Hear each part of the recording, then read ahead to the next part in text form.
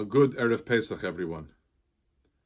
Pesach Tafshin Pei, Haba Aleinu L'Teva, is going to be a very different Pesach from the ones we've celebrated in the past, and quite frankly, different from the Pesach we hoped to celebrate this year. With social distancing, we are forced to be distant from each other.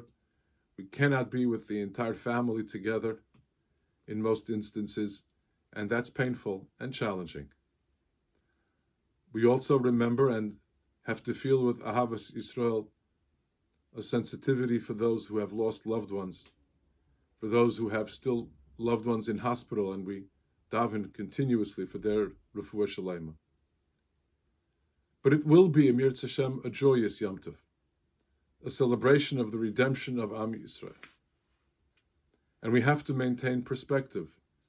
We have to say, Baruch Hashem, most of us will have Sedarim, millions of Sedarim, if separated from one another, but we will celebrate the Yom Tov. Because of the celebration, we have questions. Two questions come to mind. The first question is why? Why has the Ribbon Shalom saw fit to bring about a very different Pesach than the one we've celebrated in the past? Why does he not want us together with all of our mishpacha? We can't answer that question. We don't know why. The second question is what? What will we do now that we are forced to be separate from each other? What will we do, and how will we regard distancing itself? What should we feel about this distancing that has been caused by this terrible Magefa? I believe that the answer to this question is that we should consider or reconsider all of those wonderful Yomim Tovim we've celebrated in the past, with all of the wonderful togetherness of our families. Those were wonderful Yomim Tovim.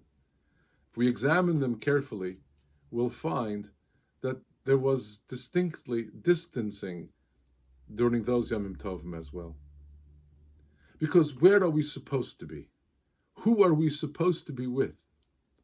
The 14th of Nisan every year. When the Beis HaMikdash was Kayam, millions of our fellow Jews were together to prepare the Korban Pesach in the Azara of the Beis HaMikdash. Millions came to Yerushalayim, and in 3 large divisions, in 3 shifts, we came up from Harabayas to the Azara to prepare the Korban Pesach for the Shchitas HaPesach, and then sang Hallel. Millions of us were there overnight to be together in Yerushalayim Ir HaKodesh for the Seder, for the first day of Yom Tov. The Gemara in Pesachim tells us that King Agrippa once wanted to take a census, to count how many Yidden there were in Eretz Yisrael. The Kohen Gadol said to him, count how many Korbanos Pesach are brought Erev Yom Tov, Erev Pesach. So he counted. Twice as many as we were when we left Mitzrayim. 1,300,000 Korbanos Pesach were prepared that year in the Azara, in just a few hours in Yerushalayim Ir HaKodesh, in the Beis HaMikdash. And then the Gemara goes on and says, each Korban Pesach had at least 10 people counted as menuyim to that Pesach.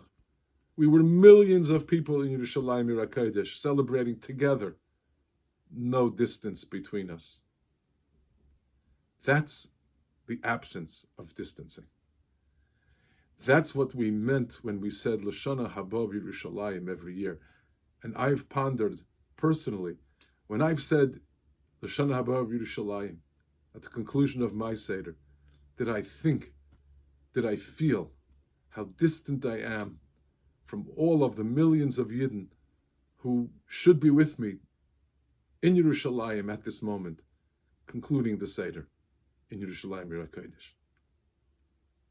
I didn't necessarily feel that way. Maybe this year we will.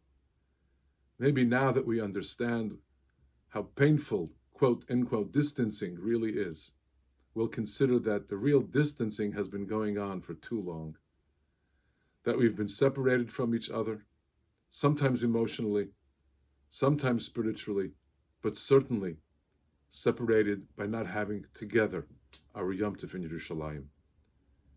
L'shana haba Yerushalayim. Let's hope, let's daven, we'll be together next year in Yerushalayim. No distance between us. Good Yom Tov.